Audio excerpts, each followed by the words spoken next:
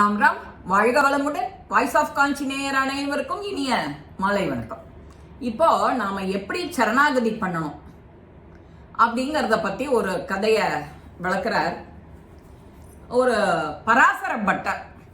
Parasara butter யாரு அப்படின்னா ராமானுஜரோட முதன்மை சீடர். அவர் யாரு? கூரத்தாழ்வாரோட மகன். அதாவது ரங்கநாயகி தாயாரும் ரங்கநாதனும் தங்களோட மகனாகவே பாவிச்சு வரா.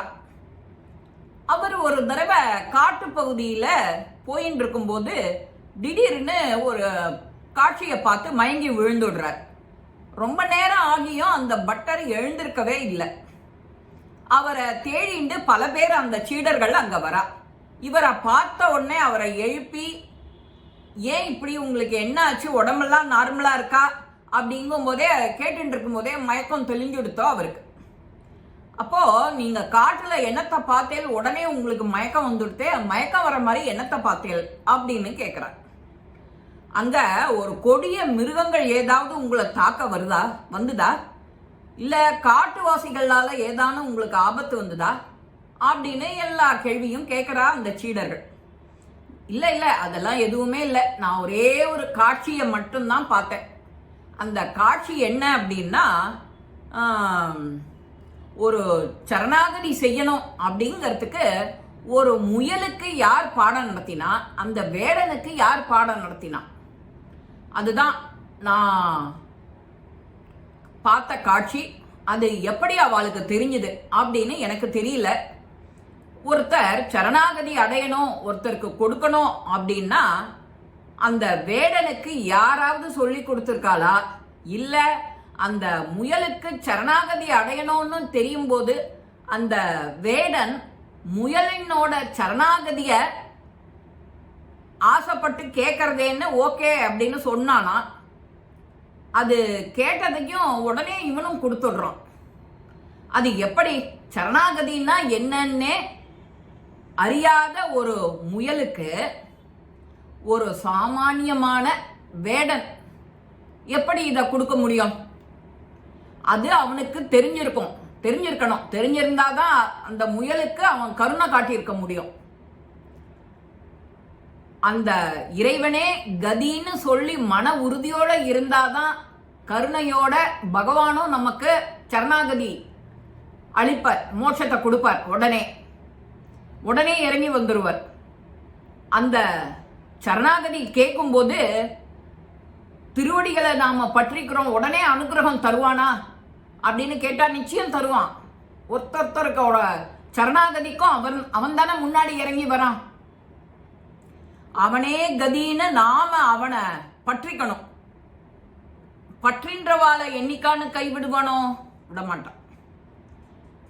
அத்தகைய ஒப்பற்ற கருணையை நாம உணராம, அதாவது நான் உணராம இத்தனை நாள் வீண் பொழுது கழிச்சுட்டேனே அப்படின்னு நான் வருந்தினேன் அப்படிங்கிறார் அவர். இந்த காட்சியை தான் நான் பார்த்தேன், மனசுல பார்த்து என்னோட எண்ண ஓட்டங்கள் இந்த மாதிரி ஆயிடுத்து அப்படின்னு அவர் சொல்றார். நம்மள இறைவன் கைவிடவே மாட்டான் அப்படிங்கறதுனால தான் நம்ம பிரேயர் பண்றோம், கோவிலுக்கு போறோம், விரதம் இருக்கோம், பூஜை பண்றோம், ஒரு அபிஷேகம் பண்றோம். இத்தனை உனக்கு மாவிளக்கு போடுறேன், அடுத்தது ஆடி வரப்போறது இல்லையா?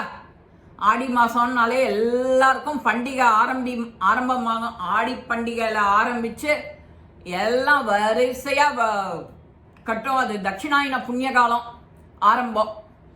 இத்தனை முதல்ல 6 மாசம் ஜனவரி, அது பேர் என்ன, மார்கழியிலேருந்து தையிலேருந்து இது வரைக்கும் ஆணி வரைக்கும், இது ஆடியிலேருந்து அடுத்த 6 மாசம் பங்குனி வரைக்கும் தட்சிணாயன புண்ணிய காலம். தட்சிணாயனம் பிறந்துட்டுனாலே வரிசையா பண்டிகை, எல்லா பண்டிகையும் வருஷ கட்டம்.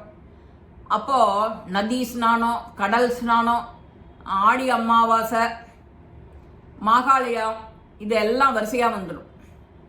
அதோட பிள்ளையார் சதுர்த்தியிலேருந்து ஆரம்பம், ஆடி வெள்ளிக்கிழமை, வரலட்சுமி, பூனை, லாவணியா வட்டம், இத்தனை பண்டிகைகள் நமக்கு வந்துடும்.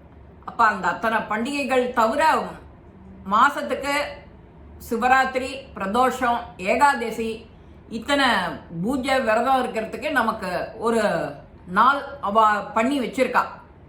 இந்த மாதிரி இந்த நேரத்தில் இப்படி எல்லாம் பண்ணு, உனக்கு முக்தி கிடைக்க வழி அவ நம்ம முன்னோர்கள் பண்ணி கொடுத்துருக்கா. ஆனால் நாம் என்ன பண்ணுறோம், அந்த நேரத்துலையும் கோவிலுக்கு போகாமல் நமக்கு வேணுங்கிற பலனை சேர்க்காம அப்படியே நம்மளுடைய காலத்தை வீணடிச்சிடுறோம்.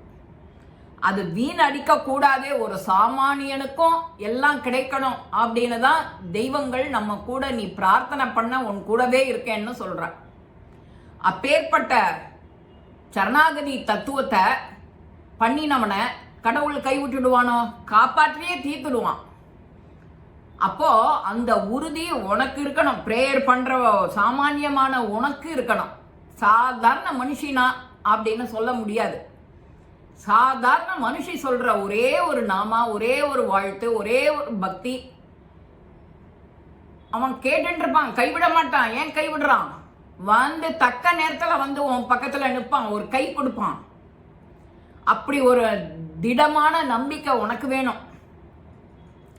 அந்த இது உன் மனசுல உதிக்கல இது வரைக்கும் அப்படின்னா இனிமையான் உன் மனசுல உதிக்கட்டும். அதுக்காக தான் இந்த பதிவு.